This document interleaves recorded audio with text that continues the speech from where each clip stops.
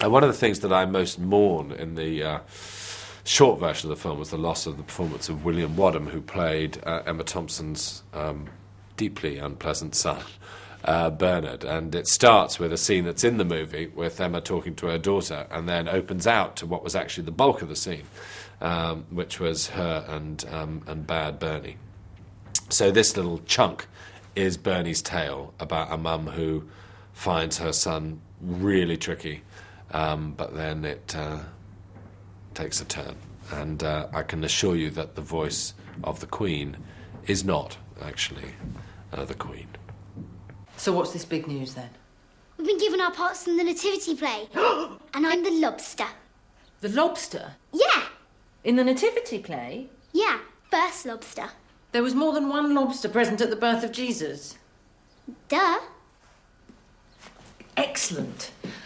What about you, Ben? I wanted to be a lobster, but I'm an angel. I hate angels, they're just made up rubbish.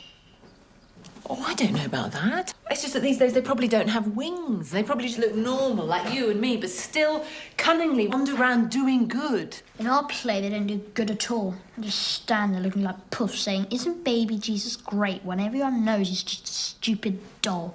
I want to be a lobster. By the way, Toby says Uncle David's a dickhead.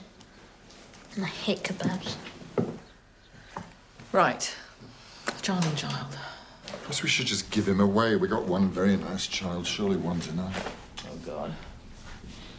Since when did my bottom stop being my bottom and turn into Britain's second largest seaport? Very rude. I've invested a lot of time and emotion in that bottom. What's this one called? Christmas Vagina, I believe. And this one? That's Vagina 2, as in vagina number 2, rather than vagina also, though, of course, it is also a vagina. Well, I think it's the best party venue ever. I particularly like the portrait of the Four Tops. I think I'm suffering from that one. Listen, I've got to go and see the scary headmistress. Bernie's in trouble again. Oh, what's he up to now? Drug trafficking. Do you want me to come? It's all right, I'll deal with it. Take my advice, Mia, don't marry. You give up work, lose your looks, and pour all your life and love into children who turn out to be total bastards. At least certainly the boys do. I'll see you later. See you later. Don't worry. Nice to meet you. And you. That brings back memories. Bernard was asked to write an essay for religious education about his Christmas wish. Right. An apparently charming subject. But not for Bernard. Mr. Trench? We've had some excellent essays. Many concentrated on a world at peace. Excellent. There was one very touching one from a young boy with a very sick sister, just wishing that she could, for just one day, Christmas Day, be well again. I do hope that happens. I'd like you to read your son's contribution. Well, I have to do it now. I'm sorry, Mrs. Williams, but I think Bernard must face up to what he's done. Here and now. Okay.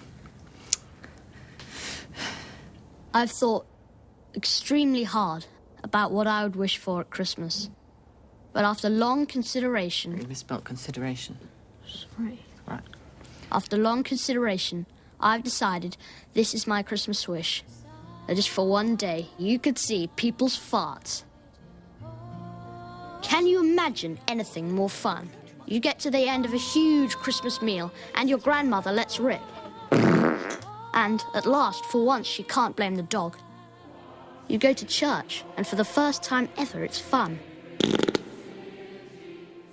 And then, finally, you get the moment we've waited for all our lives. And we must, of course, never forget the importance of tradition. And the importance of family. Right, I see. That is disappointing. I'm embarrassed and almost ashamed. Do you mind if I have a word with Bernard outside?